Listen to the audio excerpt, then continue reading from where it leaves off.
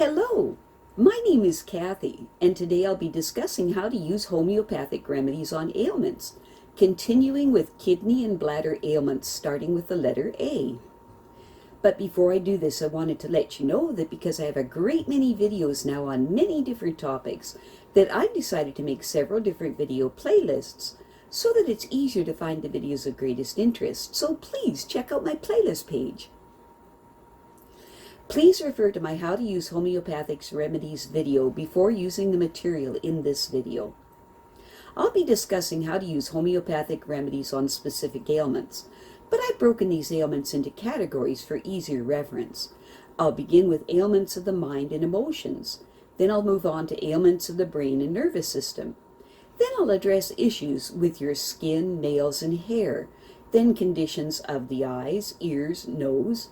Then ailments of the teeth, gums, lungs, respiration, heart, blood, circulation, muscles, bones, joints, esophagus, stomach, duodenum, small and large intestine, liver, gallbladder, pancreas, kidney, bladder, and then ailments specific to women and specific to men. Then issues of the hormones and the metabolism, then homeopathic remedies for infections, infestations, and the immune system. Then issues surrounding fertility and pregnancy and surrounding childbirth and postnatal problems.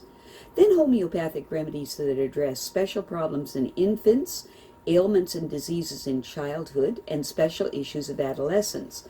And finally, special issues of the elderly.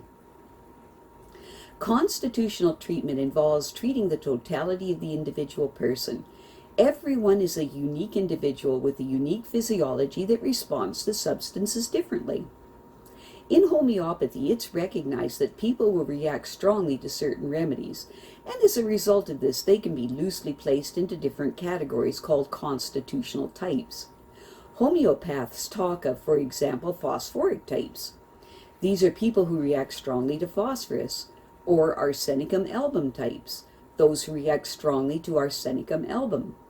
The belief is that people of one type share similarities in terms of body shape, character, and personality, and the sorts of diseases from which they suffer.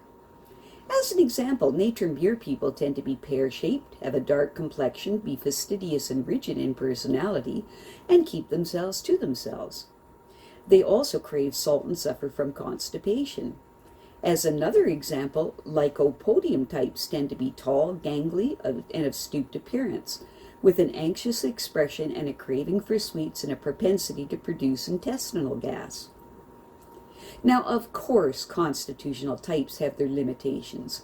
In reality, each person is an individual, and so there are as many constitutional types as there are human beings.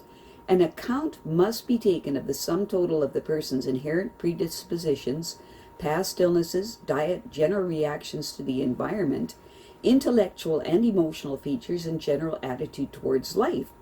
This is what is meant by constitutional treatment.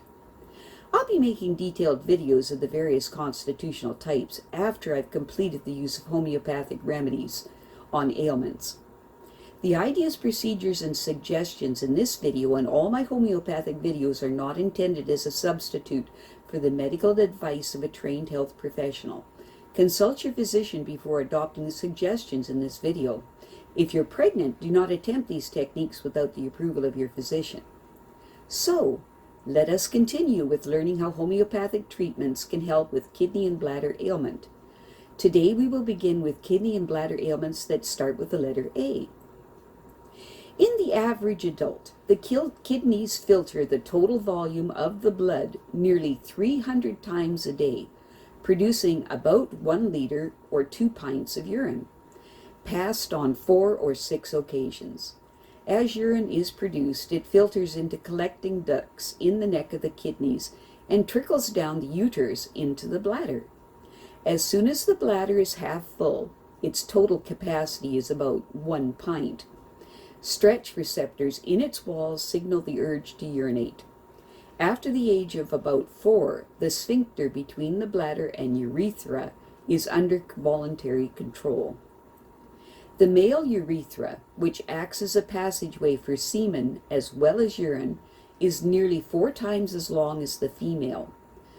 This, and the fact that its opening at the top of the penis is well removed from the anus, which explains why men are less susceptible to urinary tract infections than women are.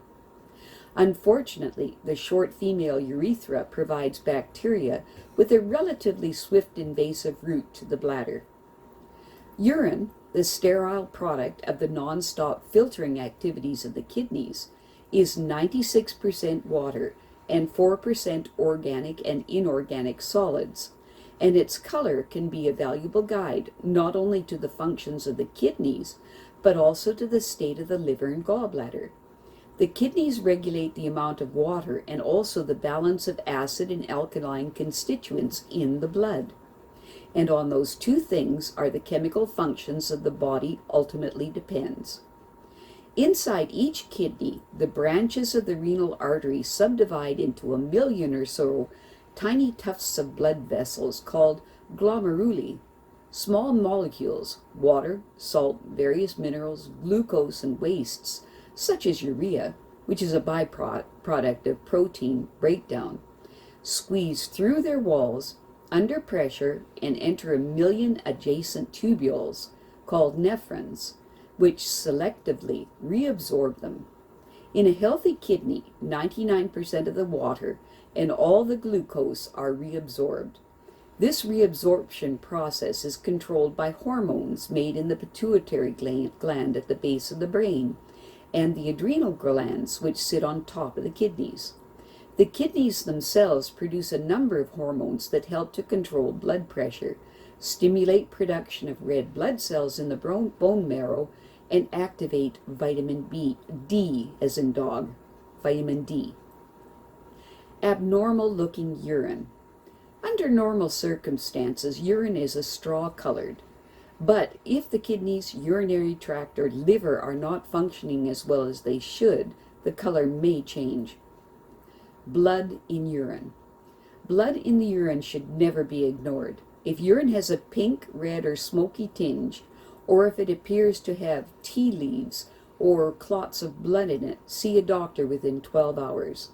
Sources of bleeding may be kidneys, bladder, urethra, or prostate gland.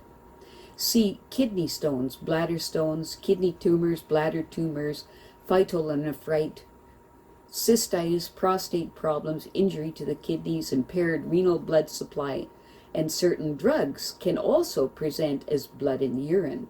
Some foods, beetroot, blackberries, and food colorings can also turn the urine reddish or smoky. Blood can also enter the urine from the vagina or the anus.